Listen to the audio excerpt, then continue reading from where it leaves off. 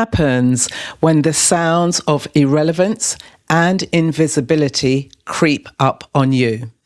If you are a post-midlife woman, meaning somebody you're in your 50s, 60s and beyond, there may have been, no doubt, this moment when the narratives of invisibility and irrelevance started knocking at your door. I definitively remember when it happened for me. And that was when I was straddling between my late 40s into my 50s, which was coinciding with the whole economic collapse that we in the world, all of us, experienced. And it was a real turning point moment. But I didn't need a research report to tell me that I was on the cusp and beginning to experience the hand of ageism. It was apparent. I called them the wilderness years because I was transitioning from a world whereby I had built up expertise and knowledge and skills and wisdom within the nonprofit world, i.e. building out organizations from scratch through to raising millions of pounds, through to operational structures, tactics, strategies, etc. And that was anchored in a background of studying law and training as a lawyer. So there was a sense of, I've got this great skill set. And although the world was imploding, particularly within the nonprofit sector where there was cuts to the public purse, organizations folded, it was a difficult time for all of us. But I do remember when that hand of ageism started knocking, and it was knocking to let me know you're on the cusp of being irrelevant. You're on the cusp of being invisible. And the report that was actually published last year in 2025, and it's got this phrase, age-related gendered diminishment. Now, there's a phrase in itself. Sounds convoluted, but actually what it does, it scopes out a psychological framework of the fears that we as post-midlife women actually face, live through. Some bury their heads in the sands, some come up for air, and some rise triumphantly. But it was a turning point moment because society paints us into, well, we've had our moment, and the moment is usually either connected to reproduction, we're having children, we're a wife, we wear all of these different hats, through to, well, you're post having babies, for those who have babies, for those of us who didn't have any children, the fact you're aging, like my grey hairs, you're beginning to see them come through, and I can't wait until they all turn grey. But there's a moment where, as older women, there's a tendency to recede back into the background. And this research report highlights a number of fears, and there's four that I'm going to be presenting today. And the first one, as I said, is about being irrelevant and invisible. And psychology today have quoted the sense that, you know, if you're a professional woman, if you're a woman with expertise, or you've had some leadership positions, then you're irrelevance and invisibility. You're the ones who are going to feel it. Now, I completely disagree with that statement, because what it does, it just kind of, it strips away the humanity of everyone. It doesn't matter whether you hold a highfalutin position or what is seen as a more lowly position. What about those, for example, who were going about their life and then they had a terrible accident and that has shifted their identity? They may have this feeling of being irrelevant. What's my place now in society? What about the older woman who is placed in a senior living facility who has no family, or her family has abandoned her? Does that mean that she has no sense of dignity? You know, there's a whole range of other circumstances, but nonetheless, we all face it because age and growing older happens to all of us, but we just experience it differently. So as I said, I completely disagree with psychology today. So my wilderness years, I remember being on the dole. I couldn't find work. And I really kind of tested this whole sense of, I have an intrinsic sense of self, but I'm not an island. Obviously, I'm living in the world. And I remember going to recruitment agencies, thinking I've got this wonderful skill set, which is very eclectic. It's nuanced and it's got depth and it's got reach. And I remember agency after agency, and maybe by the third, I thought, I'm just not doing this anymore. They would either look at me as if I've grown two heads, but the recurring message was, oh, you don't have any transferable skills. There's no other sector that you could be transferred into. And at the time, if you remember, employers, particularly in the public sector, were really stringent. You had to have public sector experience to go from the non-profit world into that world, or even pivoting into the corporate world. It was a tough time for all of us. And I remember when I was on the dole, and you'd have to go and sign on and sign in and go to this place. And one day I was sitting there waiting to be seen, because they insisted that you needed to come in and use the computers to prove that you're looking for a job. I mean, it's one of the most demeaning things. It's not about being embarrassed to be in that position, but you're treated as if you have no brain cells. And I remember waiting, and in walks this woman who is my age as well, or maybe a few years older. And she was at the time a prominent editor for this magazine. And she sees me sitting there, and she was so embarrassed. She just froze, because there was the kind of shame washed over her,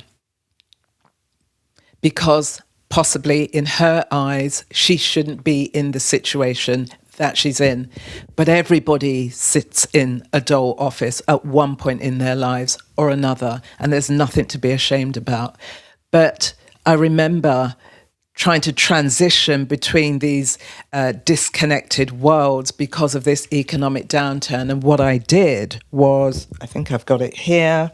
Yes, what I did was, I thought, if I can't find a job, or if I can't pick up any consulting work because we're in dire situations, what I did was I packaged up my skill set and my knowledge and my wisdom, because prior, or sort of around the time of the downturn and the collapse, I raised just under £900,000 in one proposal for a charity partnership. And I thought, I've got skills, I've got knowledge, I've got wisdom. So while I was on the dole, I actually wrote my book. And this is my proud baby. And this, in fact, is the first copy that landed on my mat. I still have it after all of these years. I'll never get rid of it. But that is how I started to reposition my position and my value, my intrinsic value, into the world. And so although society was painting a picture for us as post-midlife, and at that point I was moving, transitioning through my late 40s into my 50s. And whatever the narrative was, I held on to the fact that I am visible, because I need to be visible to myself, and I'm not irrelevant. And taking the action of documenting knowledge and expertise and wisdom. And then I remember saving my dole money. £3 this week, £2.50 the next. Don't pay the gas bill this week. You get the kind of picture. Until I saved up enough to do a micro print run. And then a couple of wonderful friends gave me some contributions towards that, which I'm, very grateful for. But that was one of the things that I did so that I didn't feel irrelevant, so that I didn't feel invisible. So the first fear, that if you are a boomer woman and you're in a position where you can't afford to retire, like me and like millions of other people, you're not in a position to retire, or you might not want to retire. and you're thinking about, well, what can I do? Even in the dire situation that you may find yourself in. As I said, I was on the Dole and I wrote my book. Now, you might have some other outlet, but that validation to myself was worth it for me. And then, that then launched me into being a writer, an author, a publisher, set up my own publishing company. So that was the way that I retained my own sense of visibility and was able to bring value to the world. The second fear that this report talks about, and you no doubt are experiencing, is this confusion in identity. There's a sense of an identity crisis that can hit any of us at any particular point in time. And the identity crisis can show up in the form of, beliefs that you once had, or you're lacking a sense of belonging. You've moved through your 30s and 40s and your 50s, and what really floated your boat, whet your appetite, things you were really into, you find as a post-midlife woman, or a woman who's going through her 50s, certainly, and us in our 60s and beyond, is, do I still like that thing, that person, that situation, that scenario, that group? Am I changing? How do I know I'm changing? Where is the discomfort in all of that? And when it comes to belonging, an example that I have was that for 12 years, from my 40th year through to 52, I was a practicing Soka Gakkai Buddhist, and I had a really strong practice, strong faith, and arrived at Buddhism at a really happy point because I thought, I've got to 40. Thank goodness, life has been grueling in so many different ways. But for me, it was celebratory, and it was about having a moral code that I was living, but I wanted to align myself further. Anyway, I had a very strong practice. But I left the practice once I discovered, and it wasn't only because I discovered, there was a whole BBC program about hypocrisy within the Soka Gakkai, and they did this program and they went to Japan and interviewed the leaders, etc., within the Soka Gakkai. And it was a really striking moment because on the one hand, we're a peace-promoting organization, and yet, on the other hand, I discovered that there was an alignment with a decision that was being taken by the Japanese government about, arming the military, and the Soka Gakkai was in support of that. I mean, it was quite shocking. And then when I read it on Wikipedia, there was a definitive moment, a defining moment that I wasn't actually confused, and I didn't feel a sense of crisis. And one of the things that really helped me is that I had and still have my own set of values. And so irrespective of what may be espoused by others, and I'm practicing in good faith, once I could see the dissonance, and it was a public conversation, once I could see the dissonance, it's like, I cannot be part of this. And you might also be experiencing this sense of an identity crisis, confusion, or a choice that needs to be made. And what helped me so that there wasn't a crisis and there wasn't confusion was that my own moral code, my own values, I was able to pull upon them and then make a decision that felt absolutely right for me. So that was coming on 13 years ago, long time ago. But I left the practice.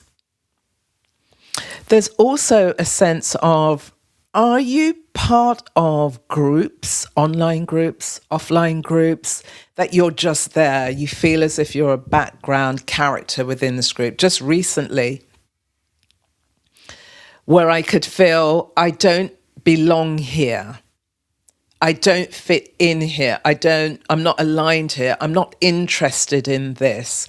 Was that I've recently left all of the kind of WhatsApp groups and offline groups that I clearly have nothing in alignment with anymore.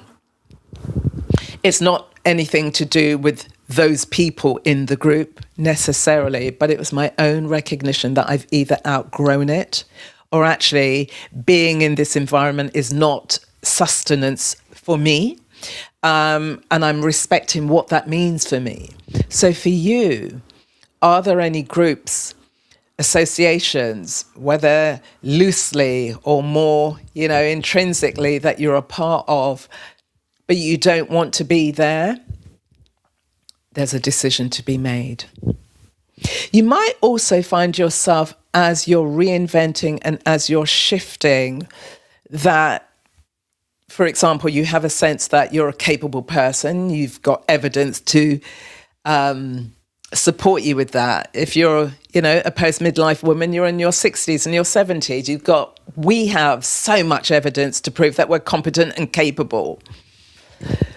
But the moments when we do begin to shift into another identity means that we're closing the door on one and stepping into the other.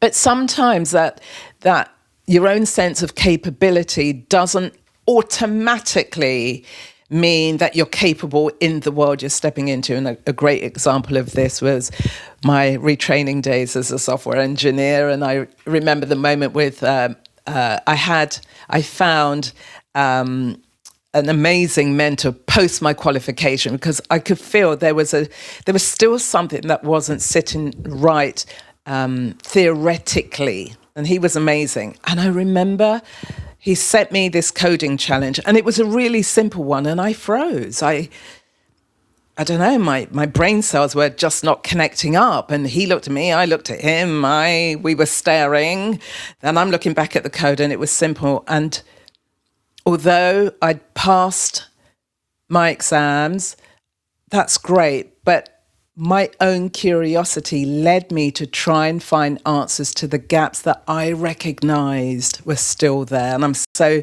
glad and really proud of myself for doing that. But what this indicates is that there's still a dissonance as you're reinventing, that the identities haven't fused together. And through going through that wonderful mentorship with him, there was a fusion in the end, which then solidified my identity in a way that was meaningful for me beyond the pieces of paper. It's like, okay, there's an understanding. Okay, I now understand what that now means. And you might be experiencing exactly the same thing. And it's about owning that and being really at ease with that. And just think, I need to learn more, do more, create more, or I need to be leaving X, Y, and Z because it's no longer resonating with who I am today and who I'm focusing on becoming for tomorrow. So the third fear that we experience and we live through in one way or another, there may be some of you who have this narrative around, it's too late for me, which means that you delay making decisions, which means that you could be living into this sense of feeling stuck where you are. You can't leave, but you're bored, but you're unfulfilled. You've got the pressing narrative that I can't leave because I can't afford to retire. I don't have enough pension. What can I do? So there's a sense of uselessness creeping up in terms of your internal dialogue, which can lead you to feeling that you're not good enough. And so what can happen as, a post-midlife woman, baby boomer woman, whether if you've had kids, you've raised them by now, you might be a grandparent, or if you haven't had kids like me, and so you haven't had the raising of children. But you still are. There's a part of you, there's a fragment of you that you could be in your 60s, but you still remember what that 7-year-old girl was like. I certainly do. I have a conscious relationship with my 7-year-old. And I still remember the teen me, the 17-year-old. I remember the turbulence of my 20s and 30s. Oh, the 90s was a brutal decade. and, you know, my 40s, my 50s, etc. And in all of those time frames, seeds were planted, dreams, you know, visions of dreams that you were going to manifest. And being in your 60s and beyond, maybe in your late 50s, you're still nursing that dream. You're still holding on to that dream. You can still see the fragments of the dream, and time is ticking. Excuse me. And you're thinking, I really want to go for that dream, but I'm stuck. And so it's too late. What are people going to think? My friends, my families, my acquaintances, they will laugh at me because that means I have to start right at the beginning again. And so for me, I have a starter's mindset. I've never been held back by, you know, it's too late. Who says it's too late? It's my life. I'm the one who's deciding it. I'm the one who's determining it. I'm the one that it's my responsibility to nourish my own identity. And I have a really conscious relationship with time. I have more time behind me. And as boomer women, we have more time behind us than we have ahead of us. And so I've got a conscious relationship with time, not in a morbid way, but we're all going to be leaving planet Earth at some stage. I hope I've got 2-3 decades still left to go. But you get my point. Time is ticking. And so because I have a conscious relationship with time, I only have now a limited number of springs and summers and autumns and winters. So what does that mean for me? I know what it means for me. What does that mean for you? And if you're holding on to this, it's too late, it's too late. Don't undermine yourself. Give it a go. You know, 2 years ago, November the 7th, I remember it, November the 7th, 2024, I launched my online magazine. It's called The London Palette, and it's a weekly curated cross-cultural snapshot of life in London. Absolutely love it. Goes out every Thursday. And that's why I've been inconsistent here on the Smart Years and on YouTube. But a cadence is now built up and I'm now back. But it's like, I'm going to take a bet on myself. I'm going to build an asset. And I'm really proud of the fact that I can now look back on nearly, you know, it's 1 year and 3 quarters and it's been a lot of work and there's lots of trials and there's lots of errors. And, you know, I'm still growing. I'm still pushing through. I'm still working things out. But the cadence and the rhythm is there. It's an asset. I'd never saw myself as it's too late. I made the decision. And I'm into it. What's the thing that's calling you, that's saying it's time? It's time. Take that bet on yourself. And then fourthly is the fourth fear, which is about the financial risk. The financial risk. What if it doesn't work out? That is very much a reality. You can have the best laid plans in place, and things still might not work out. I'd rather take the bet and the chance on that as opposed to me personally sitting in a rocking chair at 90 years old, that proverbial rocking chair, and thinking to myself, if only I did. Why? So I don't want to be in a position where I've got that level of regret. I don't tend to live with regret ordinarily. Things might work. Let's go back to the economic downturn, for example. All the business plans that were written in 2007 and 8, you know, that were projecting forward for the next 3 years, 5 years, 10-year plans were a thing back in the day. And so you've got these plans with all of these financial projections and this income is coming in and all these, you know, the business model around it. Well, as soon as those wilderness years hit, every single one of us, that business plan became redundant. Why? Because what the business plans do is they give you a projection into the future, but they don't deal with the day-to-day reality. And so there's always going to be risk in the things that we do.